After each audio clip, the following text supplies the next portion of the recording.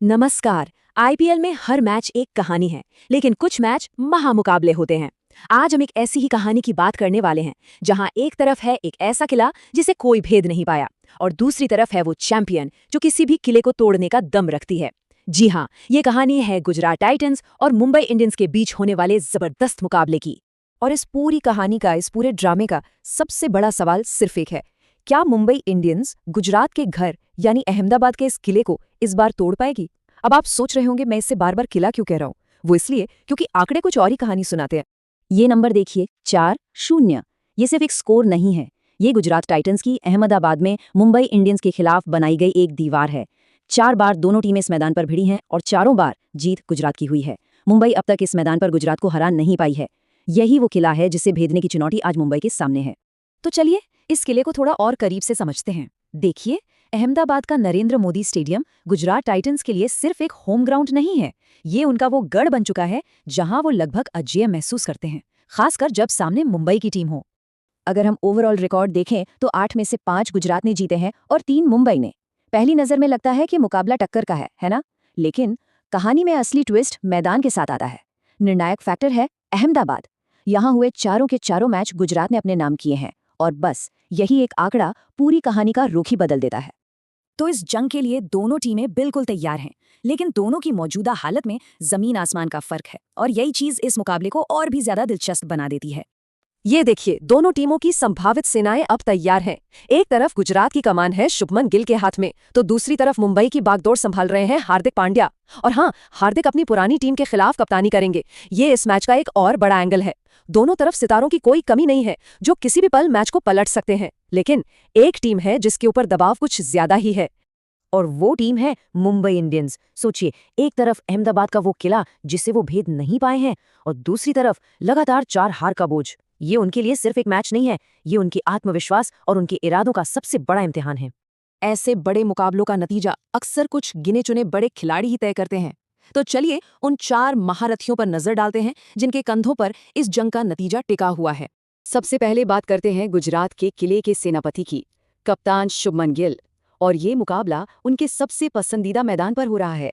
गिल का होना ही मुंबई के लिए सबसे बड़ी खतरे की घंटी है। वो न सिर्फ जबरदस्त फॉर्म में है, बल्कि वो खुद कहते हैं कि ये उनका फेवरेट बैटिंग ग्राउंड है। वो गुजरात की बैटिंग की रीढ़ है। मतलब साफ है, गिल को जल्दी आउट करना मुंबई की पहली और सबसे बड़ी प्राथमिकता होगी। अगर गुजरात के पास गिल का बल्ला है, तो मुंबई के पास है उनका ब्रह्मास्त्र, जसप्रीत बुमराह। वो गेंदबाज जो किसी भी किले की सबसे मजबूत दीवार को भी गिरा सकता है। देखिए, बुमराह सिर्फ एक बॉलर नहीं है, वो एक पूरे प्लान की तरह है। पावर प्ले में शुरुआती विकेट चटकाने हों या फिर डेथ ओवर्स यानी आखिरी के ओवर्स में रन रोकने हों, बुमराह हर कला में माहिर है।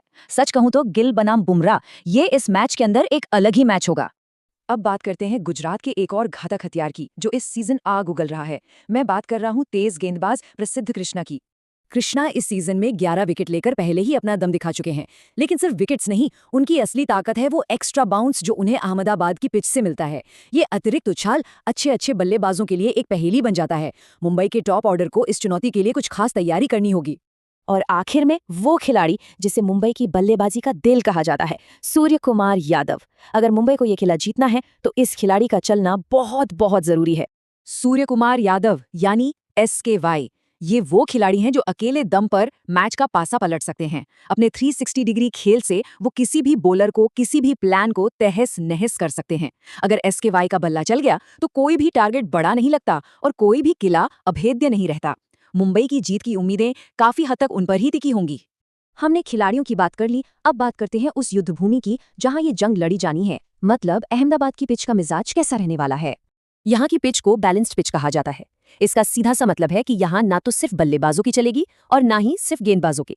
पिच कहती है आओ, जिसमें दम है वो गेम ले जाओ। यहाँ दोनों को अपना हुनर दिखाने का बराबर मौका मिलेगा। चलिए इसे और आसान भाषा में समझते हैं। मैच की शुरुआत में तेज गेंदबाजों को अच्छी उछाल और मदद मिलेगी। जैसे जैसे गेम आगे बढ़ेगा, स्पिनर्स भी सीन में आ जाएंगे।